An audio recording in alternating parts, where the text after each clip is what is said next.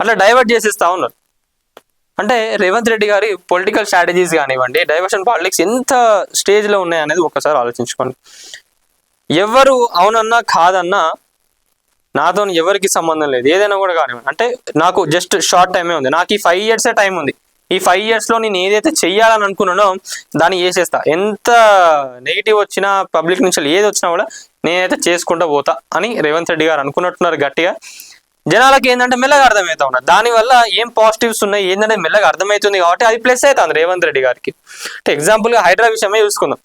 చాలా అంటే చాలా మాట్లాడిండు, బీఆర్ఎస్ నాయకులు కూడా మస్తు కబ్జాలు చేసిండు, వాటన్నిటిని కూడా బయటికి తీసిండు. ఈరోజు హైడ్రానే తొవ్వి తీస్తా ఉన్నది, ఎక్కడెక్కడైతే చెరువులను వాటిని వాటి కబ్జాలు చేసిండ్రో, ఎవరెవరైతే చేసిండ్రో, ఏ అధికారులు ఎవరెవరికి ఎంత వత్తాసు వలికిండ్రో ఏందని అని బయటికి తొవ్విండ్రు. కాబట్టి ఈ రోజు హైడ్రా పైన ఎవరు కూడా మాట్లాడతలేరు. హైడ్రా ఏది చేసినా కూడా ఎవరికి తెలుస్తలేదు, చేసుకుంటూనే పోండి అని చెప్పి ఇంకా వేరే వేరే కాలనీలు వాళ్ళందరూ వచ్చి కూడా హైడ్రాకి మద్దతు పలుకుతా ఉన్నారు.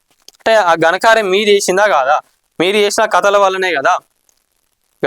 గత పాలకులు ఎవరైతే ఉన్నారో వాళ్ళు చేసిన ఘనకార్యాలే ఈ రోజు హైడ్రా అంతా కూడా తవ్వుతా ఉన్నారు. అది జనాలు స్వీకరించిండ్రు మెల్లగా. అట్లనే రేవంత్ రెడ్డి గారు చేసేది ఏదైనా కూడా స్వీకరిస్తా ఉన్నారు. దాన్ని మీరు ఎట్లా ఫైట్ చేయాలి, దాన్ని ఎట్లా ఓవర్కమ్ చేయాలి ఏందనే దానిపైన ఆలోచిస్తే బాగుంటుంది. ఇంకా ఇంతగానం జరిగినా కూడా సమీక్ష చేసుకోలేదు, తప్పులు ఎక్కడ జరుగుతున్నాయి ఏందనేది కూడా సరిదిద్దుకోలేకపోతా ఉన్నారు. పంచాయతీ ఎన్నికలకు మాకే విజయం మాదే విజయం అని సంఖ్యలు గుద్దుకున్నారు, మళ్ళీ బొక్క బొర్ల పడ్డారు. మున్సిపల్ ఎన్నికలలో నిండా మునిగిపోయారు. ఓకే, ఏదైతే మీకు పార్లమెంట్ ఎలక్షన్స్ తర్వాత మీరు పార్లమెంట్ ఎలక్షన్స్లో కూడా ఏం జరగలేదు, దాని తర్వాత 1 by 1గా 3rd place నుంచి వెళ్ళి 2nd place వరకు వచ్చిండ్రు, బాగానే ఉన్నది. అది బెస్ట్ అని అనుకోకండి మీరు. దాన్ని చూసి ఇక మేమే గెలుస్తాం, జనాలందరూ మా సైడ్ ఉన్నారని ఏదైతే మీరు ఆ ధోరణి ఉన్నారో దాన్ని పక్కకు పెట్టేసేయండి. ఇప్పటికైనా మేలుకోండి, వ్యూహాత్మకంగా అడుగులు వేయండి.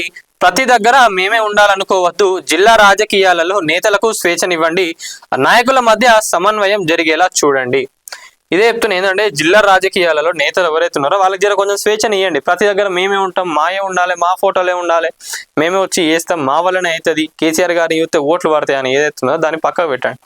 ఏ జిల్లా నాయకులకు ప్రజలకు వాళ్ళే బాస్. ఇప్పుడు మా జిల్లా నాయకులు ఎవరున్నా కూడా మాకు వాళ్ళే బాస్, వాళ్ళు చెప్పిందే మేము వింటాం, మేము చెప్పిందే వాళ్ళు కూడా చేయాలి. కాబట్టి వాళ్ళకు వాళ్ళే బాస్ ఉంటారు. ఈడ కూడా వచ్చి మీరే పెత్తనం సాగిస్తా అంటే ఇవ్వరు కూడా ఊకోరు. ఎందుకంటే మన మున్సిపల్ ఎలక్షన్లు అప్పుడు కూడా మీరు చేసిన మిస్టేక్లు ఏంటంటే, ఒక జిల్లాకి సంబంధించి ఆ జిల్లా నాయకుడు ఉంటే వాళ్ళని కాకుండా వేరే వాళ్ళని తీసుకొచ్చేస్తారు ఆడ. మరి వాళ్ళని ఎట్లా గుర్తుపడతారు, ఎట్లా పనిచేస్తారు అనేది ఎట్లా అనుకున్నారు మీరు? ఆ జిల్లాకి సంబంధించిన నాయకులకు మీరు పోయి అక్కడ ప్రచారం చేయండి అని చెప్పాలి, కానీ వాళ్ళని కాకుండా వేరే వాళ్ళకి వేస్తే వాళ్ళైనా కూడా ఎట్లా పనిచేస్తారు? ఆ జిల్లాకు సంబంధించిన నాయకులైనా కూడా ఆబ్వియస్లీగా వాళ్ళకు కూడా మంచిగా అనిపించదు. వాళ్ళు ఏం చేస్తారు, ఆబ్వియస్లీగా వేరే పార్టీలకే సపోర్ట్ చేస్తారు. అప్పుడు ఇట్లాంటి తప్పులు చేస్తుంది బీఆర్ఎస్. చాలా ఇట్లాంటి తప్పులు వేసి బొక్క బోర్లో పడుతుంది. అదే మేమే తోపులం అని చెప్పి అనుకుంటారు. వీళ్ళైతే మారాలి. నాయకుల మధ్య సమన్వయం జరిగేలా చూడండి. 6 గ్యారంటీల మీద పోరాటం చేయండి. ప్రజలు సీఎం రేవంత్ పాలనలో అసంతృప్తిగా లేరు. జనంలో వ్యతిరేకత ఉంటే కాంగ్రెస్కు ఎన్ని విజయాలు దక్కవు. ఇవన్నీ కూడా మీరు ఒక్కసారి గుర్తుపెట్టుకోవాలి, గుర్తు చేసుకోండి. అసలు ఎక్కడ మిస్టేక్ జరుగుతుంది ఏందనేది కూడా తెలుసుకోవాలి కదా. మున్సిపల్ ఎన్నికలు ముగిశాయి, రాజకీయ పార్టీలు ఏం నేర్చుకున్నాయి? మున్సిపల్ ఎన్నికలు ఏం పాఠాలు నేర్పాయి? పాలకపక్షం ఏం నేర్చుకున్నది? ప్రతిపక్షం ఏం తెలుసుకున్నది? ఒక్క మాటలో చెప్పాలంటే మున్సిపల్ ఎన్నికలలో ప్రభుత్వం మీద ప్రజా వ్యతిరేకత ప్రతిపక్ష బీఆర్ఎస్ ఊహించిన లేదన్నది మాత్రం తేలిపోయింది. పైగా ప్రతిపక్షం మాట ప్రజాక్షేత్రంలో చెల్లలేదన్నది రుజువైంది. బీఆర్ఎస్ ఒప్పుకోకపోయినా కాంగ్రెస్ పార్టీ మీదనే జనంలో నమ్మకం కనిపించింది. అంటే ఇప్పటికీ కూడా మీరు అనుకుంటున్నారు బీఆర్ఎస్ పైన జనాలకు నమ్మకం ఉందని అనుకుంటున్నారు, కానీ ఇక్కడ మనం చూసుకున్నట్లయితే ఆల్రెడీ అర్థమైపోయింది కదా. మరి దాన్ని ఎట్లా ఓవర్కమ్ చేయాలి, వాళ్ళ నమ్మకం రావాలంటే ఏం చేయాలి ఏందనే దానిపైన ఒకసారి ఆలోచిస్తే చాలా మంచిది.